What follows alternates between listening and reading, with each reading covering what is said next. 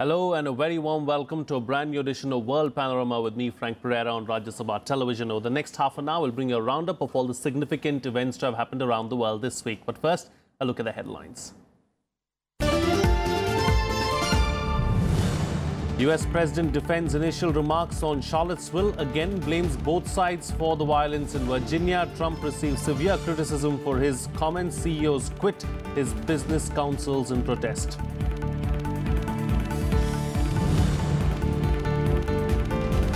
US and North Korea exchange warnings over the risk of war. Washington prepares for military exercises with South Korea even as Pyongyang repeats its threat to fire missiles off the coast of Guam.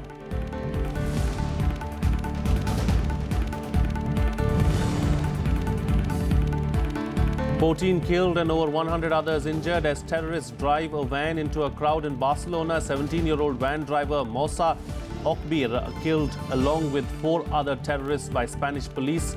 4 people arrested so far.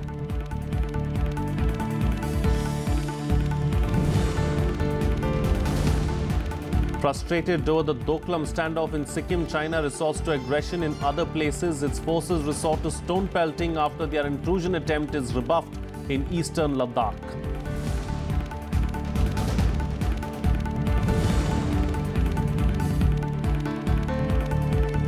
India and the United States establish new dialogue between foreign and defense ministers of both countries. The new dialogue format 2x2 will be similar to the India-Japan mechanism.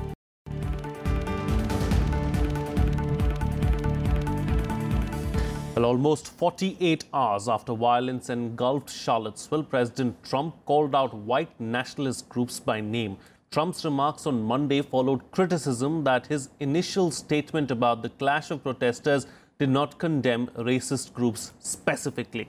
Trump began his remarks talking about his economic accomplishments and plans for trade negotiations before turning his attention to the events last Saturday in Virginia. However, a day later, the United States president again said that both sides were to blame for last Saturday's violence. Here's a report.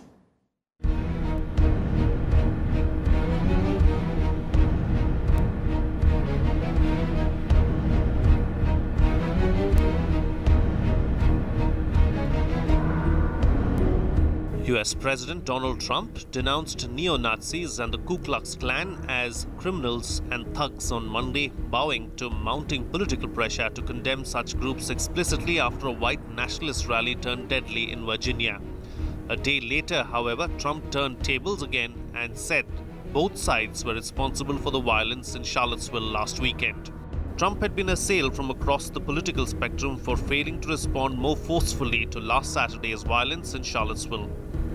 Critics slammed Trump for waiting too long to address the bloodshed, as well as for initially saying that many sides were involved, instead of singling out the white supremacists widely seen as sparking the melee. Several senators from his own Republican Party had harsh words for him. Some 48 hours into the biggest domestic challenge of his young presidency, Trump tried to correct course.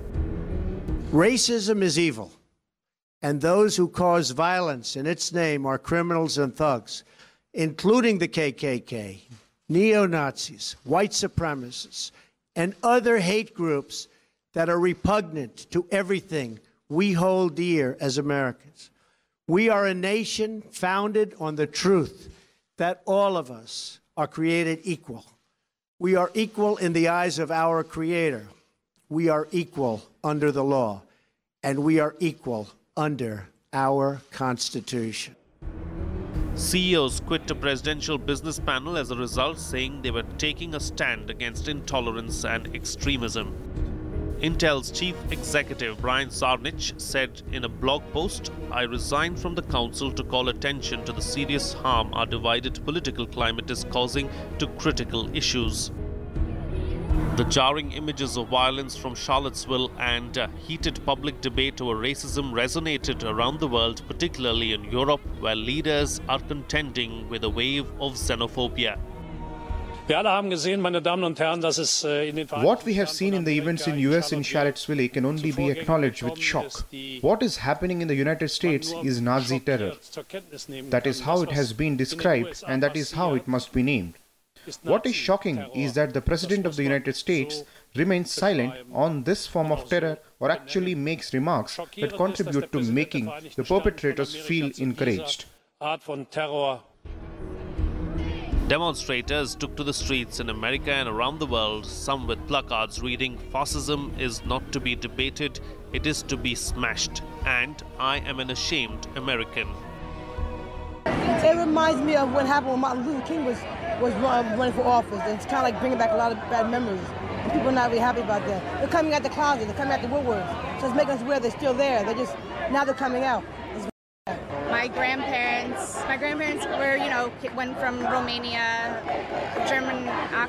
Nazi-occupied Romania to Israel, and then came to the States. And, but this is not what my grandparents came here for. 32-year-old Heather Heyer was killed and 19 others were injured when a car hit demonstrators in Charlottesville last Saturday. Hundreds of white nationalists, some carrying Confederate flags and shields and others in militia-like gear, clashed with counter-protesters in the city streets. At one point, a silver Dodge Challenger, allegedly driven by 20-year-old James Alex Fields Jr. of Ohio, rammed into a street filled with counter-protesters. Fields was charged with 1 count of second-degree murder, 3 counts of malicious wounding, and 1 count of hit and run. Bureau Report, Rajya Sabha Television. Well, join me for a chat this week to talk about this is KV Prasad, Associate Editor of The Tribune. Thank you for joining me on the program. The situation in the United States seems to be grim at the moment because of everything that's happened. The flip-flops from Trump really have come under severe criticism and severe protests as well. What is Trump doing at this point in time? And would you say that this is his biggest challenge of his presidency thus far? Well, he's just been 7 months into presidency, and surely a person who came from a non-political background with the kind of promises he made to the American people. One, of course, his biggest thing was to make America strong again, bring back the jobs, improve the economy. Well, that's still a work. I think it's a work in infancy, if one may say so, though there are certain data that the Americans keep, the president himself offers. But what is happening is the social fabric, which is far more different and far more difficult to understand, because the way, again, a part of the votes which went to President Trump and his campaign is now coming out in the open. And this is the old wounds which probably are now reopening for some reason or the other. That's one way of looking at it. And again, they're happening in southern states, the states which, if you look at the historically were different, they acted differently when the Civil War broke out. But those was 200 years ago, more than 200 years ago. Now look, this is changing the kind of situation. So I think it's a little more serious. And the fact that a lot of American personalities have stood up against this move. We just showed clips of CEOs putting in the papers. I think yesterday 16 of the 17 of the Arts Council put in the papers, which is again they were including some very well-known personalities. They decided to move away from President Trump's council. He has to remove, or we all read this morning, Steve Bannon. His chief strategist. Yeah, chief strategist, yes. Now, the chief strategist who actually helped him win the presidency. Now, of course, if you read what Mr. Bannon's account, which appeared this is just coming out, is that he has not been fired, but he left the job. And after he left, he says the days of presidency is over, the manner in which the strategy had worked out to it.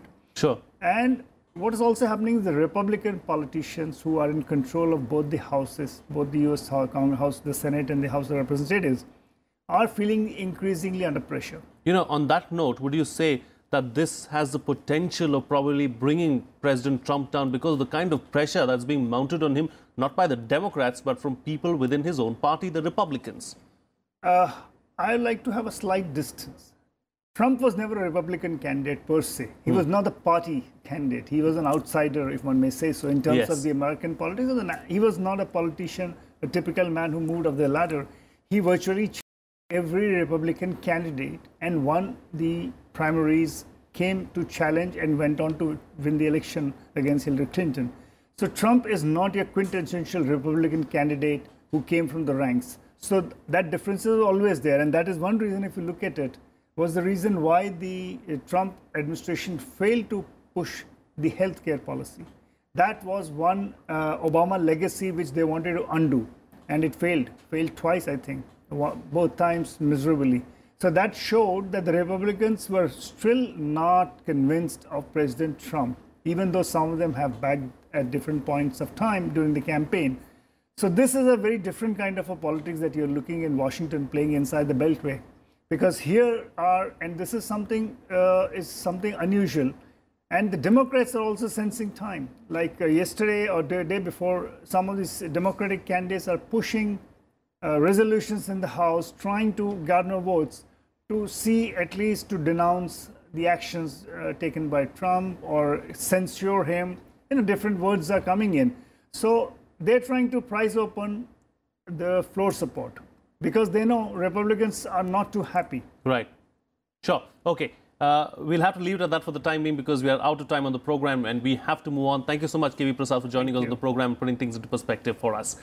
Well, moving on now, the US and North Korea exchanged warnings over the risk of war on Monday. This as Washington prepared for military exercises with South Korea, and Pyongyang repeated its threat of firing missiles into the sea off the coast of Guam.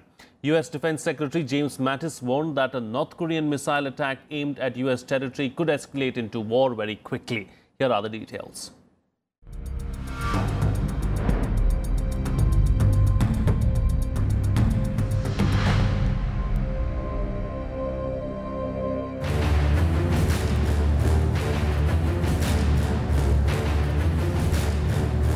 Based on the projected capacity that North Korea possesses today, we can protect the peninsula, the Koreans here in the peninsula, the Americans here in the peninsula. We can protect Guam, we can protect Hawaii, we can protect the continental United States.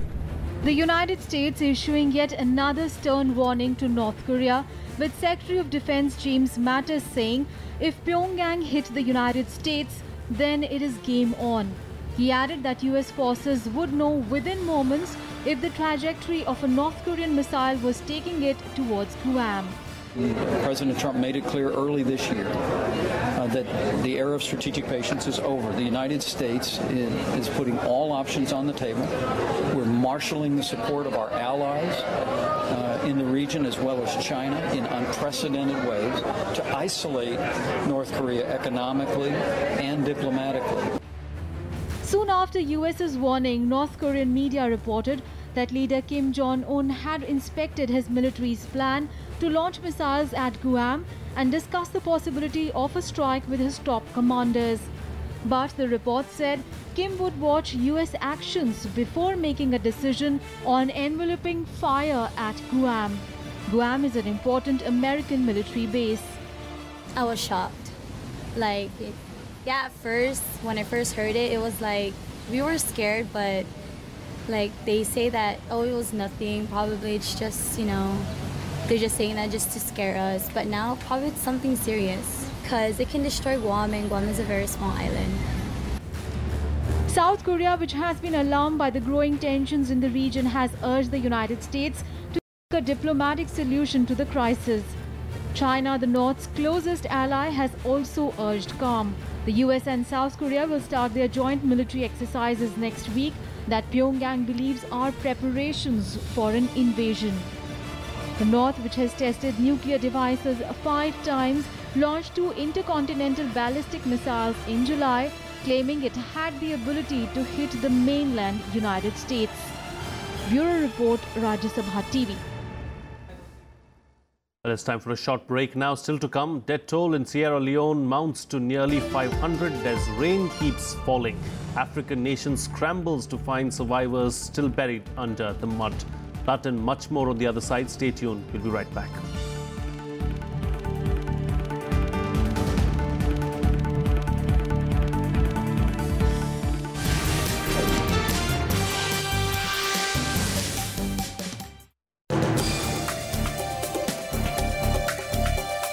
Hello and welcome. I'm Amritanshu Rai and you're watching Law of the Land on Rajya Sabha TV. 498A is an offence of cruelty. 498A is a crime which is against the husband and the relatives for cruelty. If the Supreme Court itself says women are liars. Watch Law of the Land on Rajya Sabha television.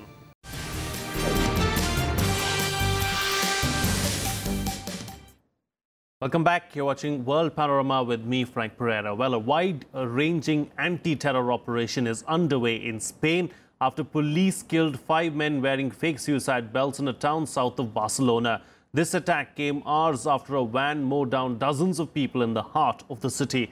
The government has confirmed that people from at least 34 countries are among the injured. Here's a look back at the events in Spain till Friday night.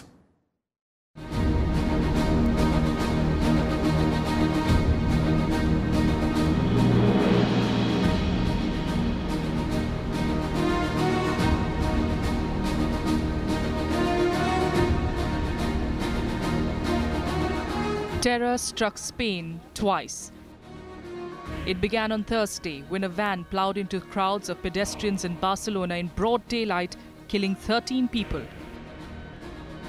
Witnesses say the van zigzagged down Las Ramblas, Barcelona's busiest tourist avenue, mowing down pedestrians and grievously injuring over 100 people. Terror group Islamic State claimed responsibility for the attack.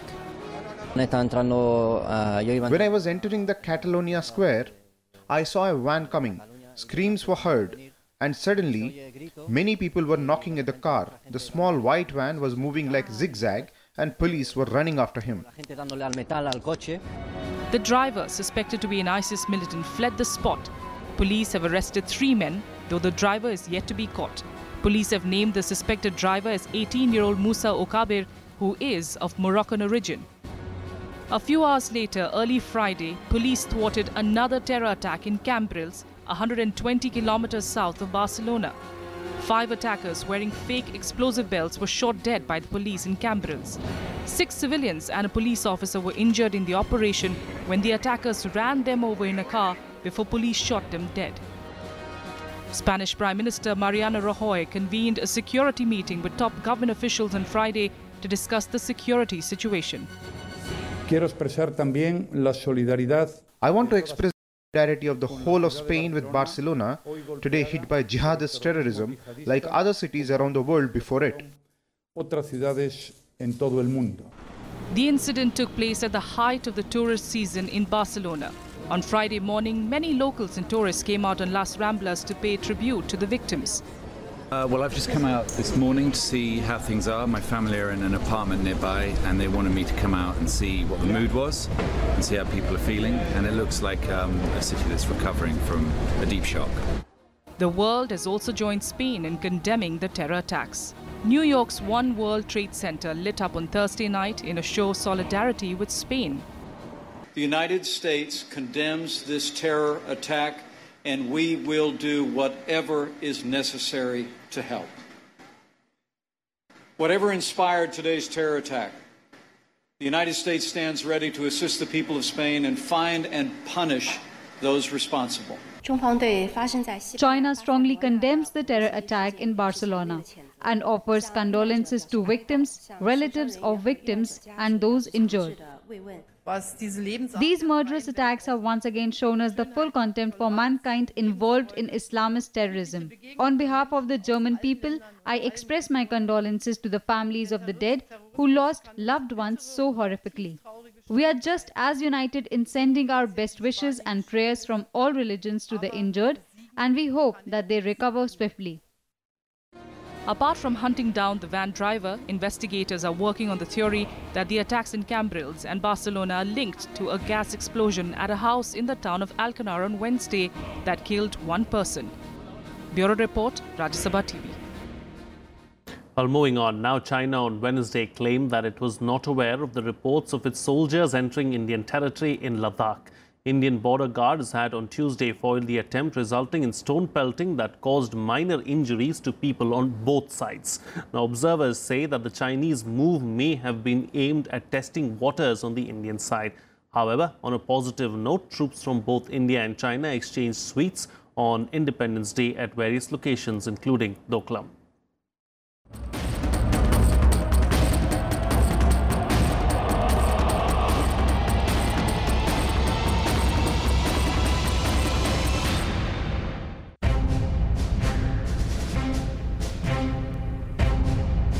The standoff in the Doklam area of Sikkim has triggered Chinese aggression in other border areas with India.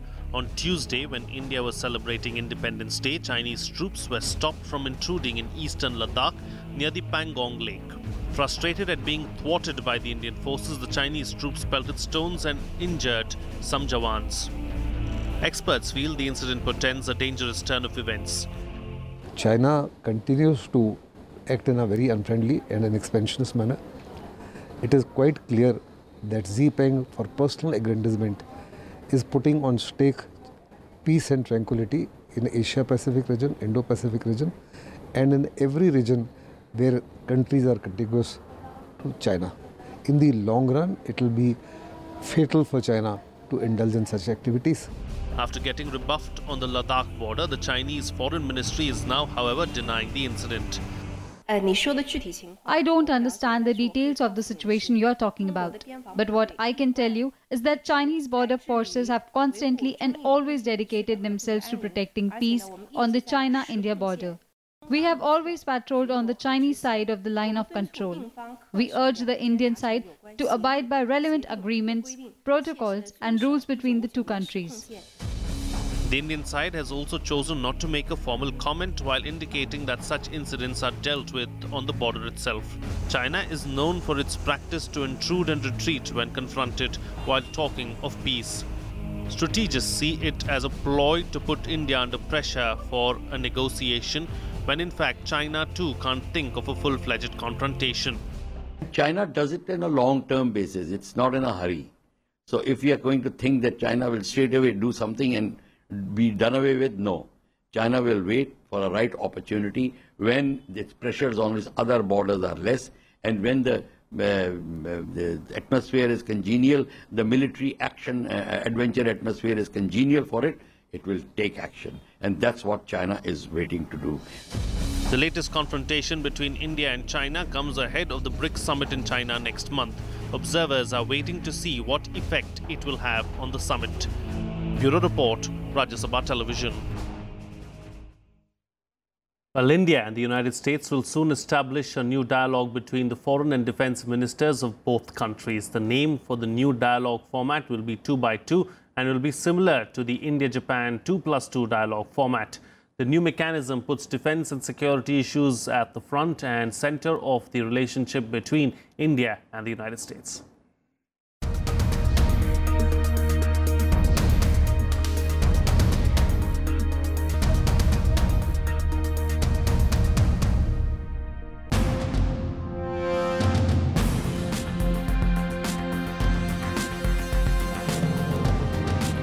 US President Donald Trump's phone call to Prime Minister Narendra Modi on the eve of Independence Day seemingly went beyond pleasantries.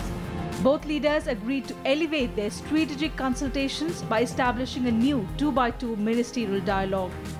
A White House press release disclosed that they also resolved to enhance stability across the Indo-Pacific region by establishing a new dialogue mechanism. Both India and the United States share similar views on major global challenges like terrorism, the Indo-Pacific region and bilateral defense ties. It also marks a shift from the previous US administration's policies and will replace the existing dialogue between foreign and commerce ministers that was started by the Obama administration. This has been arrived at to ensure peace and tranquility in the Indo-Pacific region, which includes Indian Ocean region. It includes off-Pak region, it includes South China Sea and East China Sea. And the entire thing is with China in the backdrop. The new mechanism was also discussed by External Affairs Minister Sushma Swaraj and US Secretary of State Rex Tillerson during a phone conversation on Tuesday. MEA spokesperson Ravish Kumar said they discussed the 2+2 mechanism to harness synergy in foreign and defense engagements. In his conversation with Modi, Trump also welcomed the first ever shipment of American crude oil to India, which will start from Texas later this month. He pledged that the United States will continue to be a long-term supplier of energy to India. The US President is also looking forward to the Global Entrepreneurship Summit in India this November, where his daughter and advisor Ivanka Trump will lead the US delegation. Bureau Report, Rajya Sabha TV. Sierra Leone, a country that has been battered by Ebola, And massive floods suffered yet another tragedy this week. Government and international aid workers are racing against time to find survivors after a mudslide struck the capital city, Freetown, early on Monday morning. Some 600 people are still missing, and there are reports that some people are still alive, trapped in their homes beneath the mud. Now, at the same time, aid groups are trying to support roughly 9,000 people who were injured, displaced or found their lives disrupted by the devastation and avert a potential public health crisis. To make matters worse, rain keeps falling and it is not expected to slow down until next month, raising the risk for more mudslides. As it is, hospital morgues can't keep up with the more than 400 victims' bodies so far. Health facilities are also struggling to keep up with the hundreds of people treated for injuries related to the mudslide. As we mourn, let me assure you that we all support the bereaved families and the injured. We will continue to stand by you and share with you your grief and help those of you that are traumatized and depressed. And in the process, we all are committed that even with this difficulty, Sierra Leone will rise again. May the God and the good Lord have mercy on the souls of our compatriots that have departed. May they be granted eternal rest. Thank you. And finally, some of the best tango dancers in the world strutted through the stage division of the Tango World Cup in Buenos Aires on Wednesday. The winning dancers will be crowned at a competition to be held in the city's Luna Park on Tuesday. Competition is stiff with 636 dancing pairs coming from 48 different countries. I'm going to leave you this week with these visuals from Argentina. Until next time, this is Frank Pereira signing off.